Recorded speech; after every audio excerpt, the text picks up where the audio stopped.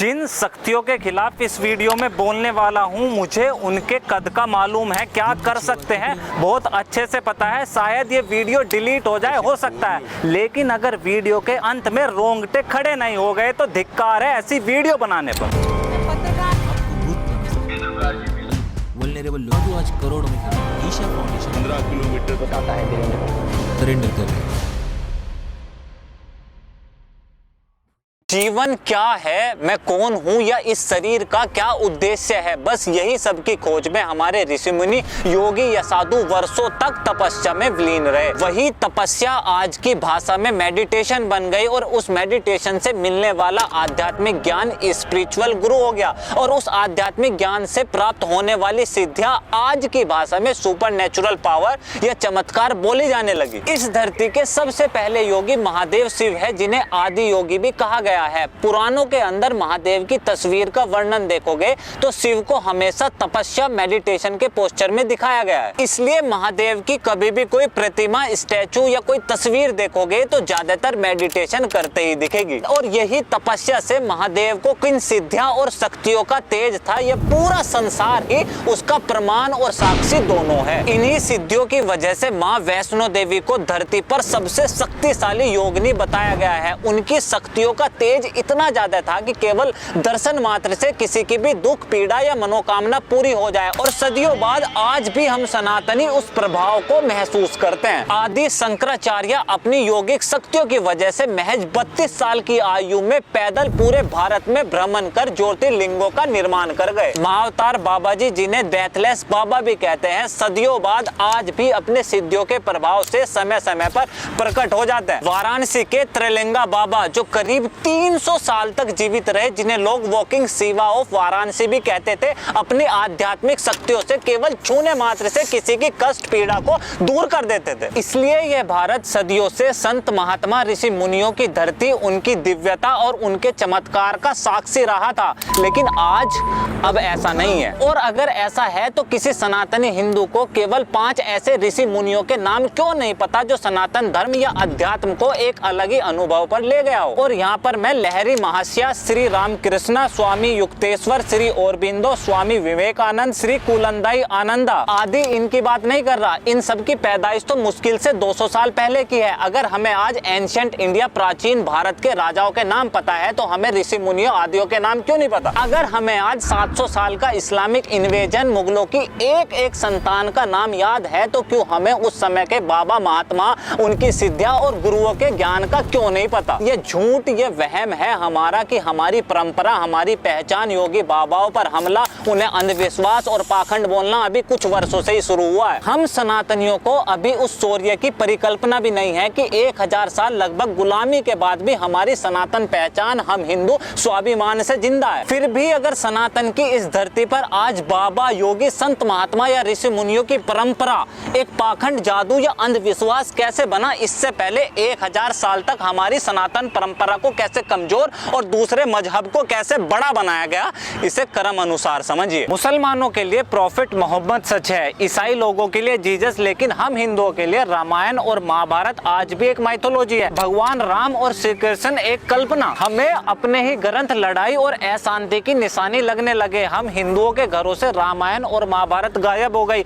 हमने जिस भी उपाधि को सबसे ऊंचा दर्जा या प्राथमिकता दी है, हर एक चीज को बुराई की निशानी बना दी। माता सीता और द्रौपदी को एक आदर्श उदाहरण की बजाय पत्नी को क्लेश और युद्ध की वजह बताया गया। सदाचार और नैतिकता की मूर्ति माँ कैकेयी को एक खुदगर्ज और स्वार्थी माँ का उदाहरण बनाया गया। वैदिक काल में जात प्रथा और छुआछूत न होने के बावजूद द्रोणाचार्य और एकलव्य की कहानी से गुरु को एक पक्षपात, मतलबी और बुराई का रूप बनाया गया। बलि के नाम पर बकरी की बजाय सरेआम गौ माता काटी जाने लगी। हमारी अनंत शक्ति का प्रतीक शिवलिंग को गुप्तांग और प्राइवेट पार्ट बोलकर अपमानित और मजाक बना दिया। हमारी अपनी ही भाषा को अनपढ़, गवार, पिछड़ी और बेइज्जती की निशानी बना दिया। गुरुकुल जैसी शानदार आत्मज्ञान, आत्मबोध शिक्षा प्रणाली को खत्म कर अंग्रेजी सोच का गुलाम बना दिया। हम सनातनियों के संपूर्ण जीवन की प्रेरणा, आस्था और शक्ति हमारे मंदिरों को, भगवान की मूर्तियों को चुन चुन कर केवल तोड़ा नहीं है, बल्कि उनके ऊपर अपनी इमारतें खड़ी करी है। यह सारा नस्ल और सांस्कृतिक नरसंहार केवल 5-10 साल नहीं चला, लगभग 1000 साल 3,65,000 दिन। अगर आपका जीवन लगभग 100 साल का हो तो 3,650 आपके जीवन। यदि इतना सब बर्बाद हुआ तो आपको क्या लगता है हमारे ऋषि महात्मा योगी मुनि या बाबाओं के साथ उस समय क्या हुआ होगा? अगर मैं अपने शब्दों में बोलूंगा तो मैन्युपुलेटेड मनगढ़ंत कहानी बता देंगे तो उस समय की किताब तारीख यामिनी के शब्दों में कि नदियां काफिरों के खून से लाल हो चुकी थी, लोग प्यासे मर गए, गांव के गांव जला दिए, एक पूरी की पूरी आबादी को जिंदा काट दिया, हिंदू औरतों बच्चों को गुलाम बनाकर बाजारू बना दिया। ये सब आम साधारण जनमानस के साथ हुआ, लेकिन वो गुरु का क्या जो लड़ सकते थे। गुरु तेग बहादुर जी का सरेआम सर कलम किया, गुरु अर्जन सिंह को झुलसते हुए तले पर सुलगते हुए रेत से झंझोड़ दिया, बंदा सिंह बहादुर की आंखों को निकाल दिया, उनके बच्चे को दिल को जबरन उनके मुंह में दिया गया। ये बात आज आपको सुनने में साधारण लगती होगी, लेकिन सोचो कि क्रूरता और नफरत का क्या मंजर रहा होगा कि नालंदा यूनिवर्सिटी के 2000 से ज्यादा गुरुओं में से एक को भी ऐसा जिंदा नहीं छोड़ा कि वो बता सके। इस धरती भारत में ऐसे ऋषि मुनि संत महात्मा योगी बाबा थे जिनका वैदिक ज्ञान उस समय आज की मॉडर्न साइंस से कहीं आगे थे और जिनकी सिद्धि कोई मैजिक जादू नहीं बल्कि दिव्य शक्तियां थी। और बात केवल हिंदू धर्म पहचान को दूषित, कमजोर या खत्म करना नहीं था। अब हिंदुओं को दूसरे धर्मों में श्रेष्ठता और चमत्कार दिखाया जाने लगा। भर दो झोली मेरी या मोहम्मद लौट कर जाऊंगा ना खाली। अगर फिर से मैं अपने शब्दों में बोलूंगा तो मनगढ़ंत कहानी, झूठ और सबूत मांगेंगे। एमएच खान की किताब इस्लामिक जिहाद। नाम बोलो आप।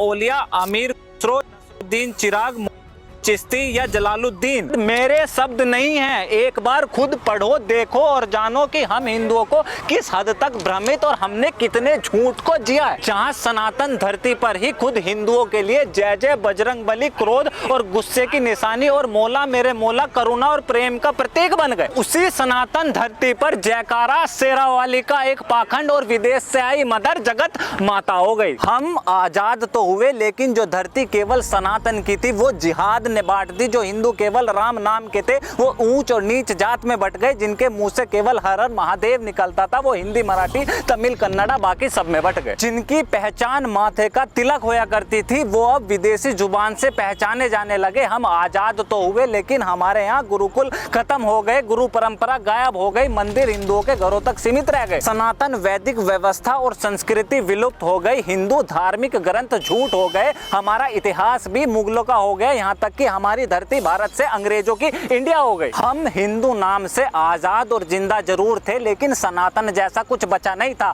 और जो कुछ हिंदुओं का बचा हुआ था वो इस देश की सरकारों की सूडो सेकुलर, डिस्क्रिमिनेटरी और माइनॉरिटी अपीजिंग पॉलिटिक्स ने तबाह कर दिया। जिस देश के संविधान में माइनॉरिटी या मेजोरिटी जैसे शब्दों का उल्लेख ही ना हो और उस देश में मिनिस्ट्री ऑफ माइनॉरिटी अफेयर्स जैसी संस्थान बने और काम करे तो यह प्रमाण है इस देश के तथाकथित बहुसंख्यक हिंदू समाज के मुर्दा होने का। और ऐसा एक उदाहरण नहीं है। जब अगली वीडियो पर बनाऊंगा तो आपको समझ में आएगा कि वास्तव में पिछड़े और सेकंड क्लास सिटीजन की तरह तो हम हिंदुओं को ट्रीट करा जा रहा है। जो शक्तियां इस देश को चला रही हैं, जो सरकारें हैं, जो इलीट क्लास, ये पूरा सिस्टम है, ना इन्हें हिंदुओं का कोई डर है, ना हमारी किसी भावना की कोई कदर। बस इन्हें डर है कि किसी भी कारणों से हम हिंदू एक साथ एकत्र ना हो जाए। और यह काम केवल और मात्र हमारे संत बाबा, ऋषि मुनि और योगी बाबाओं द्वारा ही संचालित हो सकता है। हमारा सनातन इतिहास कितनी भी बुरी परिस्थिति से गुजरा हो, लेकिन हिंदुओं ने कभी गुरु परंपरा को मानना बंद नहीं करा। और आज सदियों बाद गुरु रूपी व्यक्तित्व दरबार लगाकर जनसभाओं के माध्यम से टीवी और सोशल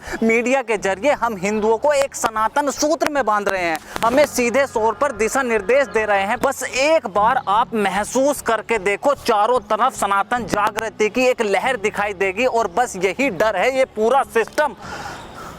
अपवाद हर जगह है, लेकिन हर बार सनातन पहचान को ही, हमारे संत बाबा को ही टारगेट करना कोई संयोग नहीं है।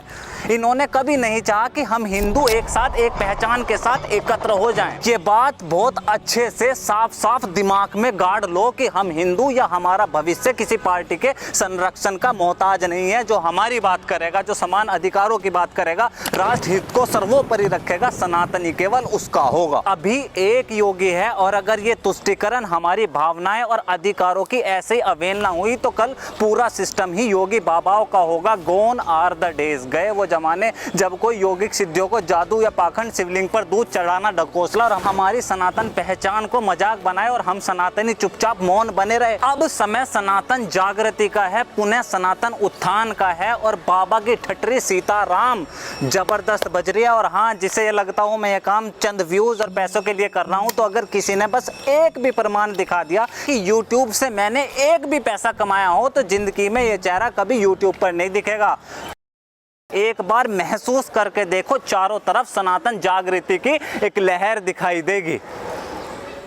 ज्यादा आना चाहता हूं आपके बीच में, अब ज्यादा वीडियोस बनाने का मन है। आपका सपोर्ट, आपका साथ, इससे ज्यादा कुछ नहीं चाहिए। फिर भी सनातन जागृति की यह शंखनाद, मेरा यह काम जरा भी पसंद आया हो तो प्लीज द टॉक शो को फाइनेंशियल सपोर्ट करें। और आर्थिक मदद नहीं कर सकते तो इस वीडियो को ज्यादा से ज्यादा सनातन हृदय तक पहुंचाने में सहयोग करें। और मेरा यह काम जरा भी पसंद आए तो प्लीज द टॉक शो को सब्सक्राइब करें। This is Alok Kumar from talk. See you next video.